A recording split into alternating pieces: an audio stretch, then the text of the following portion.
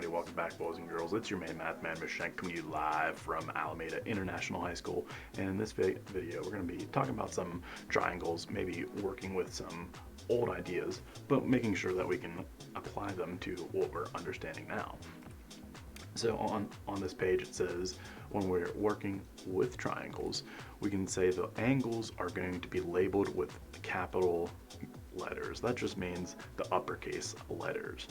And then we always measure those angles in degrees. So for example, you'd have 90 degrees with that little O or a little circle in the superscript.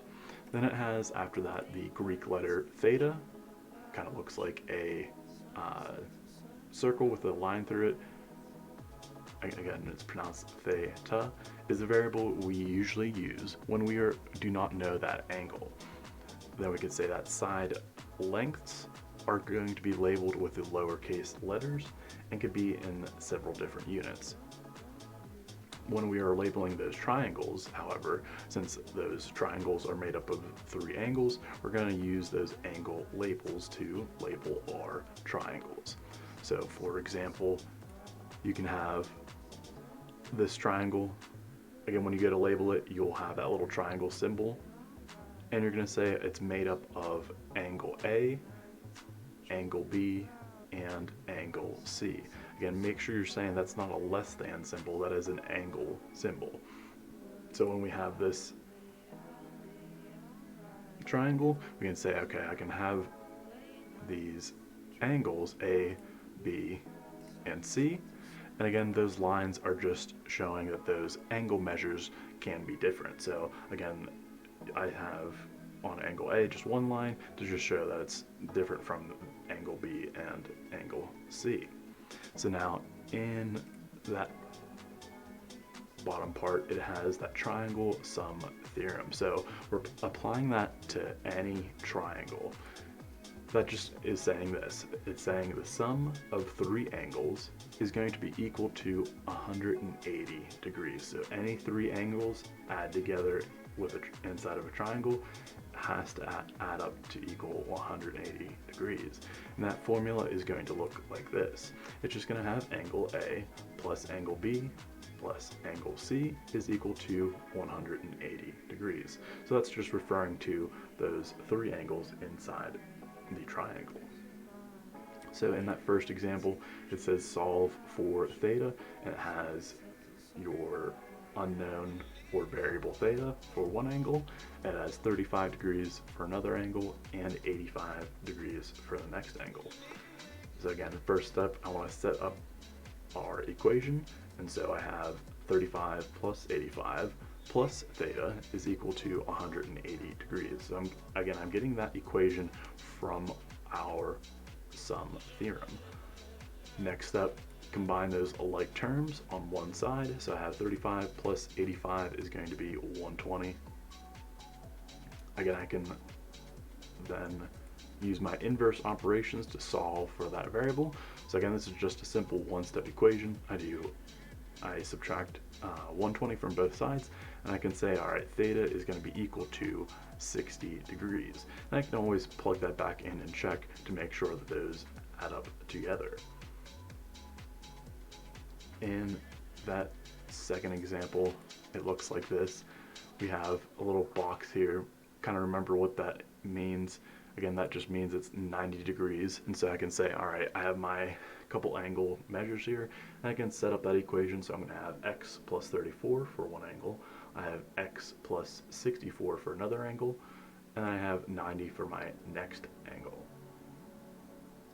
Then I can have combine like terms. So I'm going to have 2 x's, so I have 2x, and then I have 34 plus 64 plus 90 is going to be 188, and I set that equal to 180. Again, use those inverse operations to solve for your variable. So I subtract 188 from both sides. I'm trying to get that x by itself. So that on the left side I have 2x, on the right side I have -8. Divide both sides by the coefficient, and I have x equals -4. And that is okay because we're not saying, you know, it's the x isn't in degrees, but we're just saying, hey, it's going to be equal to -4. All right, so now moving to the back, it looks like this. It says the Pythagorean theorem. Again, make sure you're able to pronounce it like that. Take your time with it, hit replay, slow it down for yourself, be able to say Pythagorean theorem. That only applies to right triangles. And what I mean by a right triangle is going to be just like that last example. I'm saying, hey, it has that angle that's 90 degrees. And so that applies to only right triangles, and so it has the formula like this. It's saying a squared plus b squared is equal to c squared. Be sure you're hearing what I'm saying. I'm saying, remember that this is not just c2. You're saying, hey, this is c squared, or the exponent, or power of 2. So you're saying c times itself is c squared. All right, so how do we label that wonderful right triangle?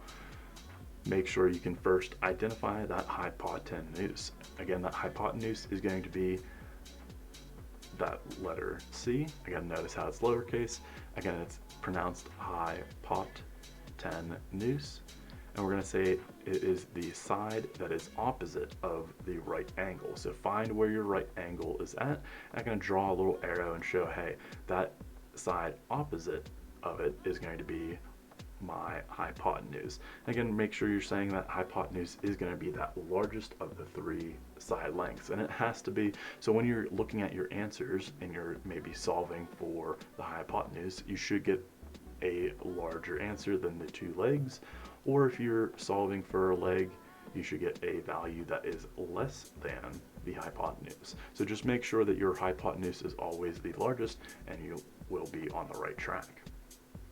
And so the other 2 sides, again, I can label the legs as A and B. These sides are adjacent to the right angle. And so when you think of the word adjacent, you can just say it's next to, or your neighbor side. We can say those leg labels are interchangeable, because we can say, you know, this is going to be A, or this is going to be B, or you could say B or A. It doesn't really matter as long as you're saying that these 2 are the legs because they are adjacent to the right angle. However, the side opposite to the right angle is definitely that hypotenuse, and make sure that's the most important part. All right, so in that third example, we're looking for that missing side length. So we have a right triangle. So first up, we want to be able to identify that hypotenuse, and so we're saying, hey, that's actually what we're looking for. So we can say that side opposite of the right angle is our hypotenuse, and that is what we're solving for. And so in our formula, I can have a squared plus b squared is equal to c squared. Be sure to substitute in your values for your variables. So I have my 2 legs, which is 4 and 8. Again, make sure you're saying 4 squared and 8 squared together equals x squared. Again, make sure you can type in your wonderful graphing calculator that you have. Again, to show what that looks like, I have 4 squared, and I can say plus 8 squared is going to be this value. So let's kind of see what that looks like. So I simplify carefully. I can also just do 4 squared by itself and 8 squared by itself. Either way would work. Combine those like terms. So I have 64 plus 16 is going to be 80. And I'm still having that equals x squared. But we're trying to find what x is equal to. So a lot of people stop at this and they say, hey, this is my answer. Not quite. We're saying this is your squared amount. We're just looking for just x. So the inverse operation to be able to do that is going to be take the square root of both sides. So I said this, I need to take the square root. So again, I hit on my graphing calculator, I want to take the square root. So I hit second, and I hit square root. I can say 80 like so. Or if I had that answer from before like this.